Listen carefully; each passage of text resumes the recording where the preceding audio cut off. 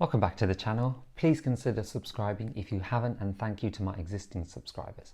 Now, the MacBook Pro is generally the more powerful version of the MacBook lineup. It's slightly larger, heavier and more powerful, although with the M1 range it has the same chip as the MacBook Air.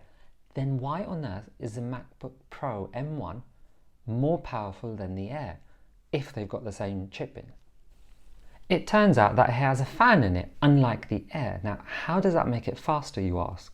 Well, when a processor gets hot, it begins to slow down or throttle.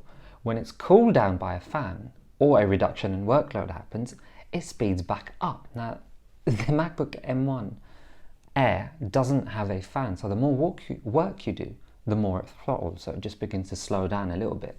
Whereas the MacBook Pro, on the other hand, will not throttle, and it makes a better choice for rendering and high intensity work. And yet I've seen so many people go for the MacBook Air with rendering tasks because they want something lighter, thinner and with no fan noise, which is fine. Another huge advantage with the MacBook Pro M1 is that it has more battery life, up to 5 hours extra. Yet again, as I mentioned earlier, people are still going for the MacBook Air M1 because of the advantages it offers. Not to mention it is cheaper, and that's a big deciding factor. Some of the questions I've had on a lot of my videos are, can I get away with the MacBook Air M1 as opposed to the Pro? And you know what? Yes, you can, because what will happen with the MacBook Air M1 is if you've got something that needs rendering, it will take longer.